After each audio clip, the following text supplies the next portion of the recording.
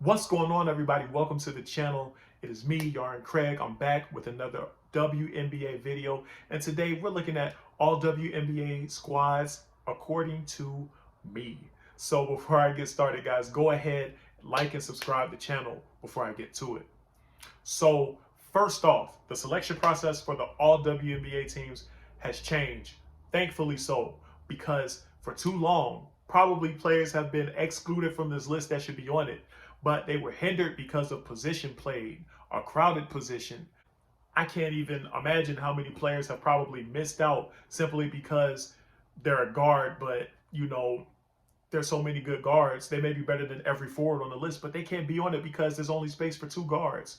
Those days are gone. As we move towards a more positionless era of basketball, the teams represent that now. So there's a chance we could have four guards and one center that make up an all WNBA team.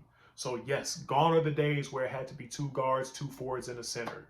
The teams should represent the five best players on the first team and the next five best players on the all WNBA second team. So kudos to the WNBA for getting that right, because that's something that should have been changed a long time ago. So now that that's out the way, I want to go ahead and name off my five players who I got making up this first team for the all WNBA. So I'm going Sabrina Ionescu from the New York Liberty, Nneka Ogwumike from the Los Angeles Sparks, Kelsey Plum, Breanna Stewart from the Seattle Storm, and A'ja Wilson from the Las Vegas Aces. I think that starting five is pretty much as bomb. I think that starting five is as dope as you could possibly get in the WNBA. A'ja Wilson, my pick for MVP, fifth in scoring, second in rebounding, first in blocks, the best player on the best team in the WNBA. Breanna Stewart was named the AP, the Associated Press Player of the Year for the WNBA. It could be indicative that she's going to be the MVP.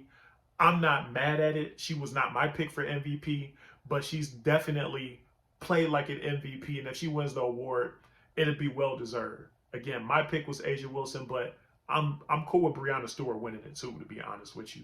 She doesn't have any holes in her game. Kelsey Plum, to me, the most electric, most dynamic scoring guard that's in the WNBA right now. Tireless motor, great crossover, great shot. Made over 100 three-pointers in the season. The only other player to do that is Diana Taurasi. So she's in some serious, good company, a legendary season. And that's a fact that may be just a little slept on. I got Nneka Ogwumike. Of course, the Vegas, not Las Vegas. The Sparks were not that great this season, but it was to no fault of her own. She balled out 18.6 rebounds a game. She kept them in the playoff hunt in that lower end of the bracket, but they ultimately fizzled out. But she carried that team like few other players have really done in the WNBA this season. And then Sabrina Ionescu, my goodness, is like, what did she not give you on the offensive side on the ball? The only guard I think that was better than her in the WNBA this season was Kelsey Plum. And Sabrina Ionescu is she's the stat stuffer of the WNBA for sure.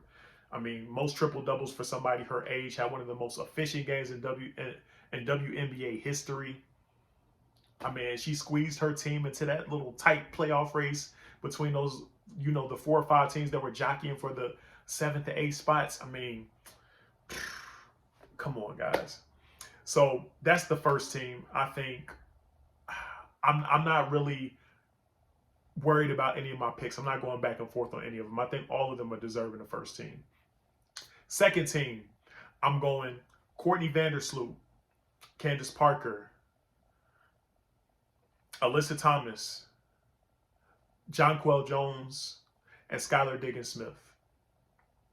Now, a couple of those picks on my team, I was a little iffy about, because I'm going to give my honorable mentions. Like, I honestly consider putting Sylvia Fowles on the list because she had a heck of a year in her last season, and I almost felt the emotional pull to put her on, I honestly thought about pulling Jonquel Jones and putting her on, but I ultimately went with Jonquel Jones because I think her all around impact was just a little bit greater than Sylvia Fowles, but just by a pinch.